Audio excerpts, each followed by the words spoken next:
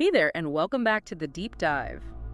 Today, we're tackling a really intriguing belief system, the Aetherius Society. It's definitely a fascinating one. Yeah, we've got this stack of sources you shared, articles, research, different takes exploring this, well, pretty unique movement. Our mission now is really to get inside that material. We want to pull out the core ideas, maybe some surprising details, and understand the different viewpoints, especially, why it often gets called a cosmic conspiracy theory. Right. That label comes up a lot. We'll be diving into claims about, mountains being spiritual power points, ancient religious figures actually being aliens, and this idea of a secret spiritual war for Earth itself. It's a different worldview. And what really stands out from the sources, I think, is how it weaves together so many different threads. You've got world religions, New Age ideas, theosophy, and definitely ufology. All mixed together. Yeah, into this really detailed, kind of singular narrative about Earth's place in the cosmos and this cosmic battle. Okay, so let's unpack this. Where did it all begin, according to the sources? Starts with a guy named Dr. George King, an Englishman. Yeah, it's the one. Tell us a bit about him, because it's quite a shift from, his early life to founding this whole thing. London cab driver, right? Mm-hmm. But also a deep spiritual seeker. Yeah, the sources paint him as very dedicated. They mention intense yoga practice, bhakti, gnani, kundalini, like 8 to 10 hours a day for a decade. That's serious commitment. Wow. And what did he claim came from that practice? Or according to his accounts in the sources, this led him to achieve states like samadhi, enlightenment, and develop psychic abilities. And then came the big moment, the pivotal one he described, May 8, 1954.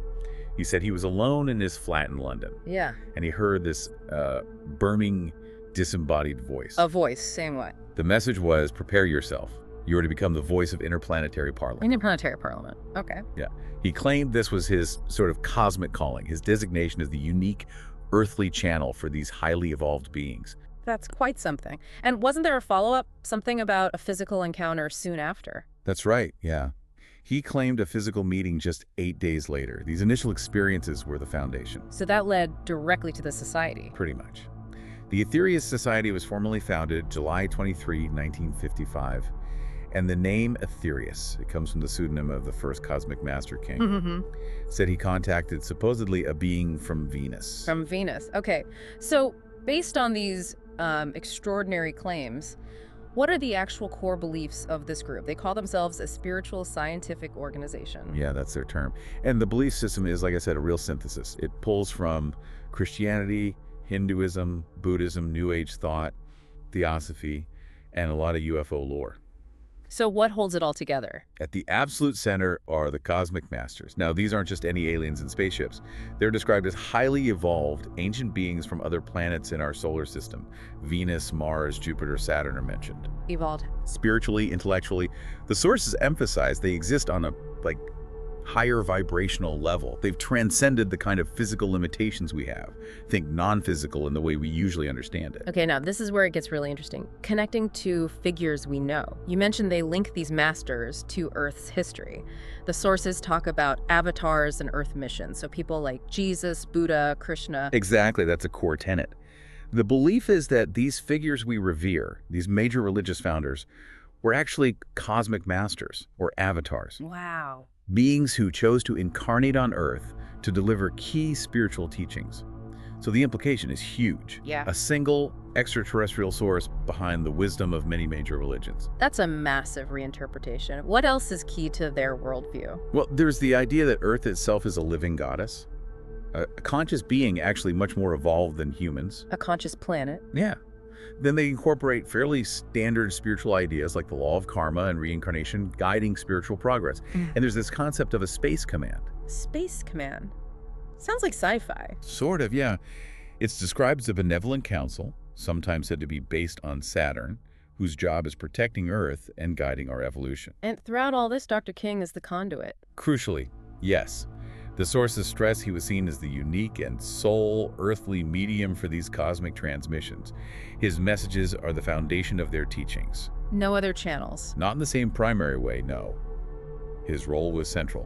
And there's also a big prophecy, about the next master. They expect a future messianic figure. Another master. Yes, but this one will arrive openly in a spacecraft, they believe, to really kickstart a new age for Earth. but it's contingent on humanity making enough spiritual progress first. So it depends on us. Right. So you put all these pieces together, it's this really intricate, self-contained cosmology. It explains Earth, humanity, our history, our future, all within this cosmic spiritual framework. And I can see how, for people outside looking in, that whole detailed picture could start to sound like a grand conspiracy theory itself. Precisely. The sheer scope and the hidden nature of it all. Okay, let's flip that then. Talk about the cosmic conspiracy from their perspective, based on what the sources say. It's not about, like, secret societies on Earth, right? It's something bigger. Exactly. Their focus is on a hidden cosmic conflict involving Earth. They teach about a hidden threat. A threat from who? From what they call evil forces or black magicians.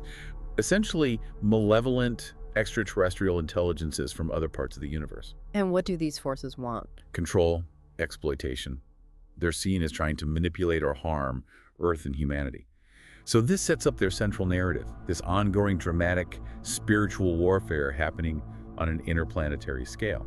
And Earth is a really crucial battleground in this war. So earthly problems, wars, disasters, they see a connection there. Yes, they attribute much of Earth's suffering and negativity, at least partly, to the subtle influence of these dark forces. And the good guys, the cosmic masters you mentioned, they're fighting back. Actively. They believe the masters are constantly working to counter these evil forces and protect Earth, but mostly in secret. Why secretly? Why not just show up? The sources give a few reasons. To prevent mass panic on Earth, for one. Also, to avoid interference. Humanity's current low vibration could apparently disrupt things, and maybe we're just not ready for open contact on that scale. Okay, so it's strategic secrecy. Right. And they believe the masters use a kind of advanced spiritual science in this fight. Techniques to neutralize the dark forces and guide us from behind the scenes. Spiritual science. Okay, now we get to the really unique stuff. Earth's spiritual batteries. That involves mountains, right? It does. This is the key concept. They believe there are 19 specific mountains around the globe, identified by Dr. King, that are holy mountains. Like which ones? Examples given are Holdstone down in England, Mount Kilimanjaro in Tanzania, Mount Ruapehu in New Zealand, 19 designated spots. They function as like spiritual power points for the planet. And how did they become power points? Through something called Operation Starlight. This is a major effort from 1958 to 1961. Dr. King physically climbed all 19 of these mountains. Climbed them himself. Yes. He acted as a physical link, a conduit, allowing the cosmic masters to channel immense spiritual energies directly into these mountains, effectively charging them. Charging the mountains. Okay. And then there's Operation Prayer Power. That sounds like something the members do now. It is. That's an ongoing practice. Members use focused prayer, specific mantras, visualizations, to charge up these physical devices kept at their headquarters. They call them spiritual energy batteries. Actual physical batteries? Apparently, yes. Devices designed to hold this spiritual energy. The idea is that this accumulated energy is a tangible force. And what do they do with it? In times of crisis wars, natural disasters, major suffering, they believe this stored energy can be released. And then, the cosmic masters can manipulate and direct it to help out, to alleviate the situation. So they're claiming they can intervene in world events. They make some pretty significant claims, yes. The sources state they believe they have used Operation Prayer Power, under the guidance of the masters, to actually prevent wars, avert natural disasters like earthquakes or floods, and generally reduce suffering globally. Wow, that's a massive claim. Hidden intervention altering world events. It is, and it's central to their purpose. And you mentioned most people are unaware. The sources talked about a silence group. Yeah, that's their term for basically everyone else. Yeah. The vast majority of humanity who are unaware of this cosmic reality. Quite unaware. Two main reasons given. Either humanity's general backward evolution, our spiritual vibration is too low to perceive it, or it's a deliberate strategic decision by the masters to keep it hidden because we're not ready for the full truth. So the society members see themselves as the ones in the know. Pretty much. As the enlightened few who are privy to what's really going on cosmically, and they're working with the masters in these hidden ways to help save the world. And you can see how this framework naturally positions mainstream institutions, science, media, even traditional religions, as being either ignorant of the real truth or perhaps unintentionally helping to maintain the illusion by ignoring or dismissing the society's claims. Right. And the sources also mention something about an imminent new age and divine law. That sounded a bit intense. Consequences for not getting with the program. It does have that edge. They believe that as this shift to a new age happens, those who actively resist the necessary spiritual evolution might be, well, removed. Removed how? It means being reborn on other different planets that are more suited to their current level of spiritual development. It's framed as part of a larger cosmic system of justice or balance. So, summing up their perspective from the sources, the real battles determining Earth's fate are cosmic, involving these unseen alien entities, both good and bad. And they, the Society, are the chosen few, working with hidden spiritual technologies given by the good guys to tip the scales. That's their cosmic conspiracy narrative. Okay, that makes sense then. Why, for people inside the Society, mainstream skepticism isn't just, oh, we disagree, why it feels more like a conspiracy of silence or suppression. Absolutely. They interpret the dismissal they face through the lens of their own beliefs. Take science, for instance. Yeah. They tend to see mainstream science as too rigid, too dogmatic, unwilling to accept things like telepathy with aliens or manipulating spiritual energy because it totally messes with established paradigms. It would require a rewrite of everything. Right, and they see that resistance, that unwillingness to investigate, as a form of intellectual suppression protecting the status quo. And what about established religions? Their claims about Jesus and Buddha being aliens must ruffle feathers. Oh, definitely. They generally see traditional religious institutions as trying to protect their own authority and power structures. If Jesus was an alien master, that changes everything, right? Completely. So they believe established religions dismiss or even demonize their claims specifically to maintain control over their followers and dogma. And then there's the idea of societal control, maybe governments or media keeping things quiet. Yeah, that's another layer. The sources suggest they think that information about open alien contact or this cosmic war is suppressed, maybe consciously by governments fearing panic, or maybe just unconsciously by a media that doesn't understand. To maintain order, perhaps? Or control. Yeah. The Society sees itself as kind of gently preparing humanity for this reality, while the powers that be might be actively hindering that. So when they get ridiculed in the media, called a UFO cult or something? They often interpret that, not just as misunderstanding, but as a deliberate tactic. A way to discredit them, make them seem outlandish, so the public won't take their message seriously. And thus, the deeper cosmic truth remains hidden. You can see how, for a believer, facing all this dismissal actually reinforces their identity. It proves they do have special knowledge the world isn't ready for, giving them a real sense of purpose. Okay, so if these are the claims, and that's how they view the skepticism, what do they point to as evidence? What did the sources say supports their beliefs, in their view? Right.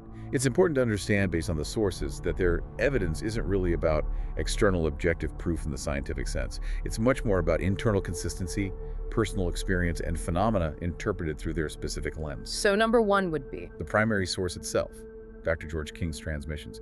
They have thousands of hours of recorded messages allegedly from the cosmic masters. The sheer volume is evidence. Partly yes, but also the content.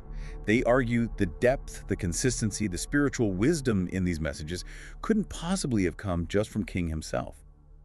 His unique ability as a medium is presented as direct proof of the Master's existence. And those big claims about stopping disasters with Operation Prayer Power, that's evidence too. Absolutely. Their claims of miraculous prevention of disasters are key internal validation.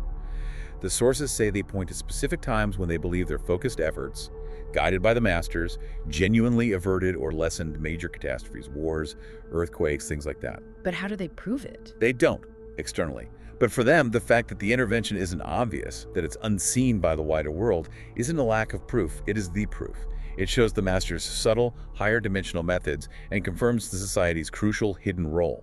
They also point to the actual charging of the Holy Mountains during Operation Starlight.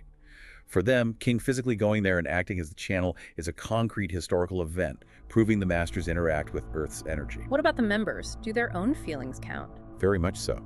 Experiential evidence is vital. The sources mention that members who visit these holy mountains or engage deeply in the practices like prayer power or healing often report really powerful personal experiences. Like what? Feelings of intense peace, surges of energy, profound spiritual insights, moments of clarity.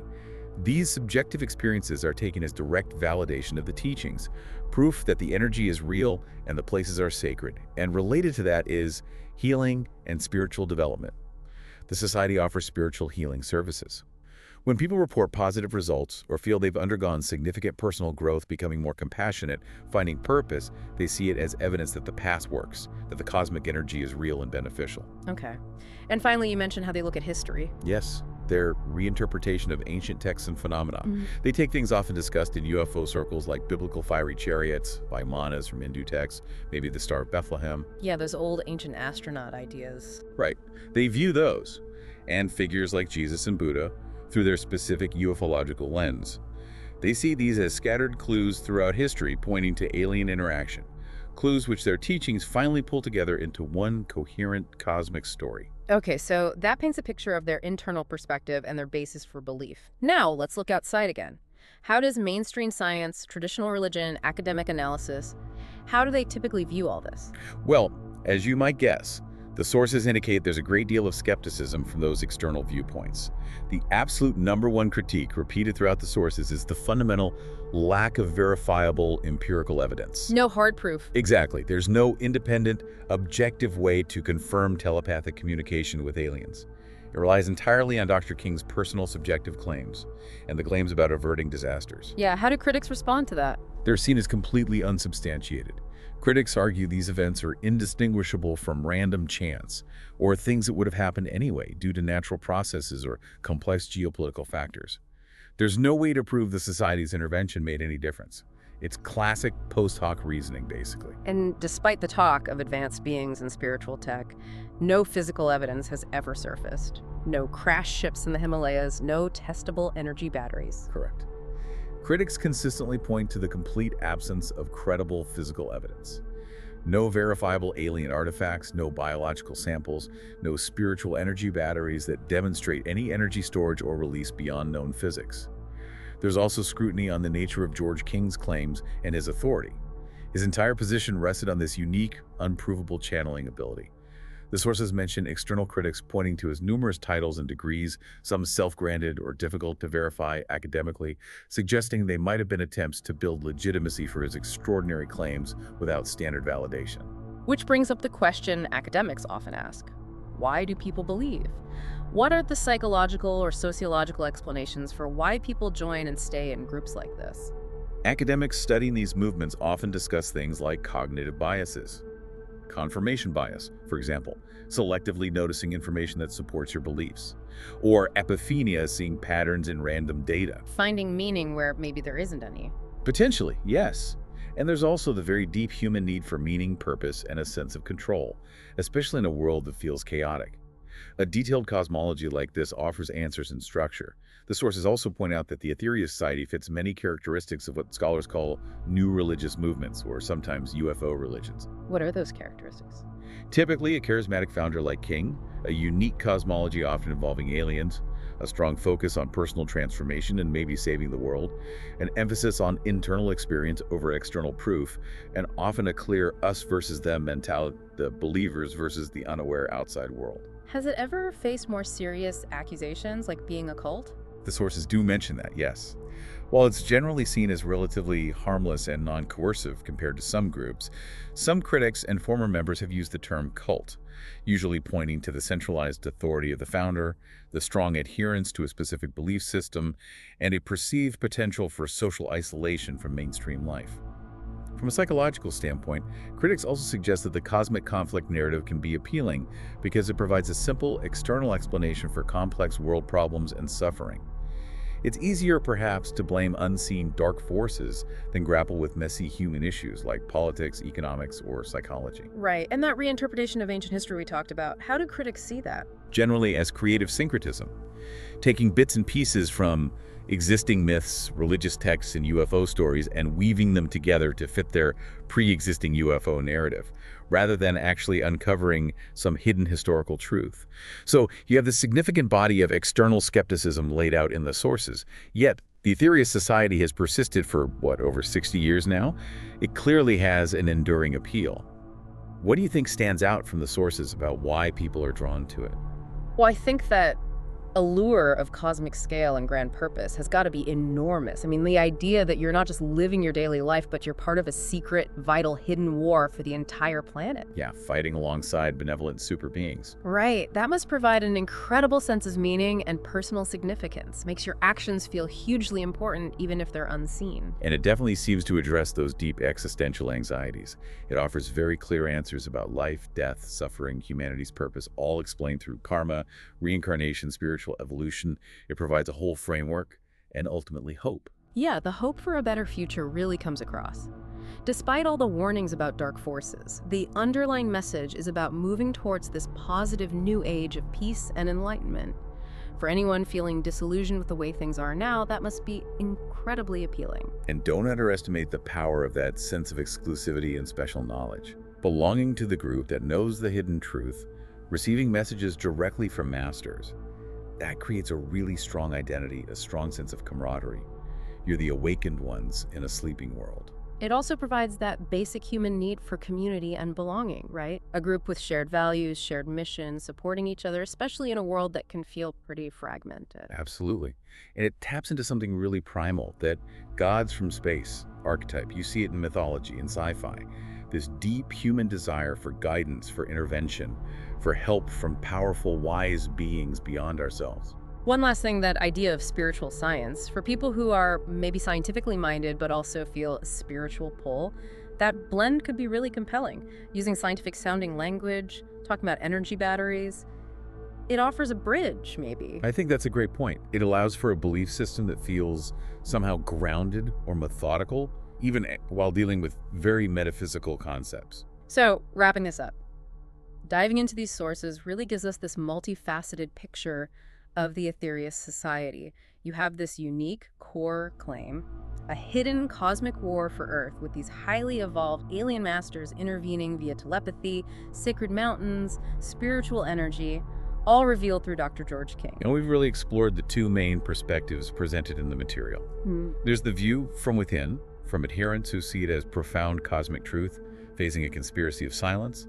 And then there's the external view, from critics and academics who see it as a fascinating case study of a new religious movement, explainable through psychology and sociology. Yeah, exploring it like this, through the sources you brought, really underscores that ongoing human quest for meanings, doesn't it? For connection to something bigger, for explanations for why things are the way they are, especially suffering. Absolutely. And maybe a final thought to leave you, the listener, with, drawing from everything we've discussed, is the enduring appeal of these kinds of detailed narratives about unseen cosmic battles, hidden helpers, secret knowledge. Is it ultimately just a powerful reflection of our deep-seated human desire for guidance from beyond and for a grand purpose that lifts us out of our everyday earthly struggles? Something to think about. Definitely something to think about. Thank you for walking us through these sources and joining us on this deep dive today.